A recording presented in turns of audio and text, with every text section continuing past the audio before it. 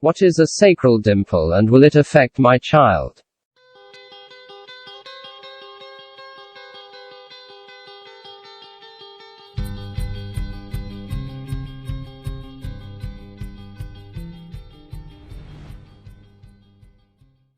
A sacral dimple is a small, usually shallow indentation in the small of the back, just above or within the crease of the buttocks. About 3 to 8% of the population has a sacral dimple. A very small percentage of people with a sacral dimple can have spinal abnormalities. In most cases, a sacral dimple causes no problems and isn't associated with any health risks. Symptoms.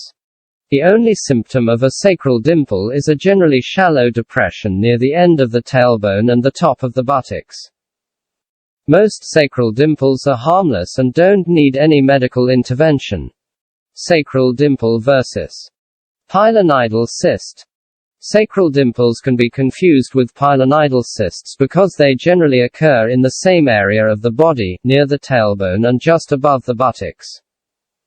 A pylonidal cyst is a collection of fluid, hair, and debris that forms within a sac. If it becomes infected, it can become swollen and cause pain. Sometimes pus and blood will ooze from the cyst. A sacral dimple is something you're born with and a pylonidal cyst is something that develops after birth. Anyone can develop a pylonidal cyst, but it's most common in young men. Coarse body hair, which can grow inward, along with excessive sweat can produce the right environment for infection. Causes. Scientists aren't exactly sure what causes a sacral dimple. It's a congenital condition, which means a person is born with it. It forms for unknown reasons during fetal development. There are no risk factors for developing a sacral dimple. Diagnosis. A sacral dimple is visually evident to doctors during a newborn's physical exam. If a sacral dimple has no unusual characteristics, it's called a simple sacral dimple. There's a high probability that it will have no effect on a person's health. Because of this, doctors generally don't recommend any action. Complications. In rare cases, a sacral dimple can indicate an underlying spinal cord defect, such as spina bifida occulta and tethered cord syndrome. Spina bifida occulta occurs when the spine doesn't fully close around the spinal cord. A sacral dimple should be evaluated with an ultrasound or MRI if it's larger than 5 mm in diameter, accompanied by other dimples 2.5 cm or more above the opening of the anus, marked by a tuft of hair, skin discoloration or birthmark, or skin tag, a little piece of extra skin. Deep, meaning that there appears to be a hole inside the dimple that you cannot see the bottom of. Treatment. There is no treatment for a sacral dimple. Sometimes the dimple, or pit in the skin, can collect dirt, fecal matter, and sweat. That increases the risk for infection or irritation. Keeping the area clean will reduce that risk. If you have a baby with a sacral dimple, using a diaper rash cream over the dimple can help keep stool out of the pitted area. If a person with a sacral dimple has any symptoms of spinal cord problems, like muscle weakness or numbness in the legs, or loss of control of the bladder or bowels, it's important to see a neurologist for evaluation. While uncommon, surgery to correct an improperly closed spinal cord may be recommended. بسم الله الرحمن الرحيم. هنتكلم على الرصعة العصوصية وهل هي بتأثر على صحة الطفل ولا لا. الرصعة العصوصية هي فجوة صغيرة متداخلة بتبقى موجودة في الجزء الخلفي من الظهر، يعني تقريبا كده أعلى أو داخل تجويف الأرداف. حوالي 3 ل 8% من البشر عندهم الرصعة أو الدمل العصعصي ده.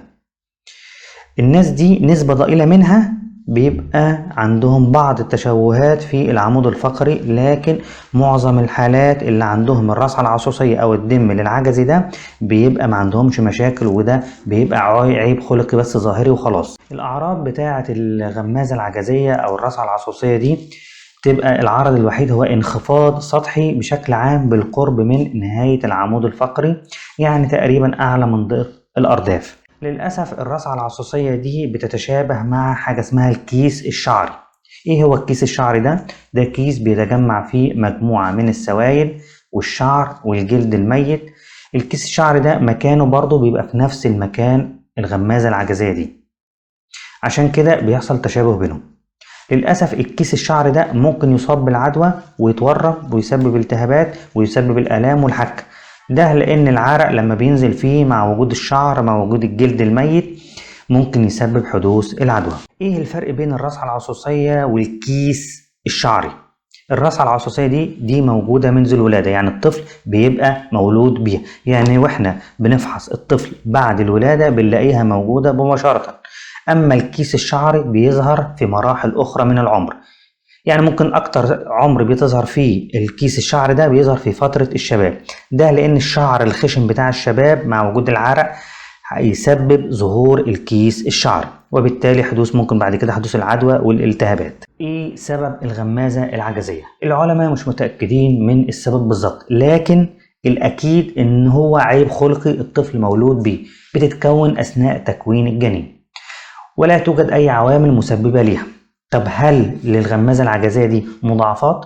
في حالات نادرة بيبقى مصاحب للغمازة العجزية دي عيب خلقي في الحبل الشوكي، وده بنسميه السنسنة المشقوقة الخفية أو الصلب المشقوق الخفي.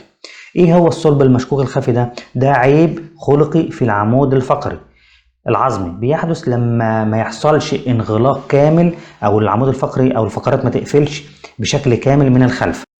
طب إمتى يجب عمل الفحوصات والأشعة على الدم للعجزة للطفل؟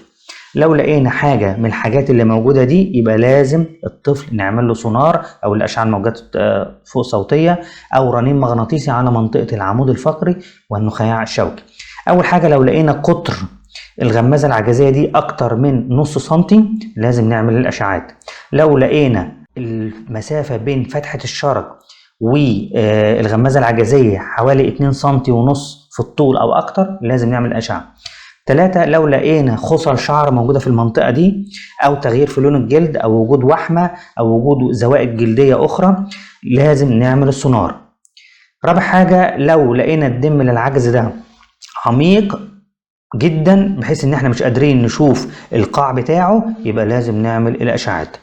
طب ايه هو العلاج الغمازة العجزية؟ لا يوجد علاج ليها.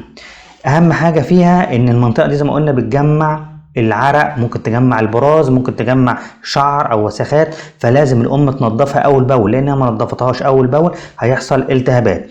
بس احنا بننصح الامهات وانتي بتنظفي طفلك ادهنيها باي كريم حفاضه اللي هو زي الزنك اوليف او السلوسان والحاجات دي عشان يحميها من دخول اي حاجه غريبه.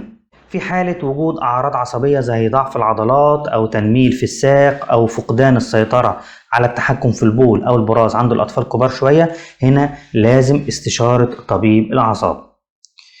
إن شاء الله هنحاول ننزل لكم فيديوهات جزء منها أجنبي بلغة أجنبية، ده هيبقى في الأول، وإن شاء الله الجزء الثاني هيبقى باللغة العربية للدول العربية. فياريت تدعمونا بالاشتراك في القناة وتفعيل زر الجرس وعمل شير للفيديو. شكرا.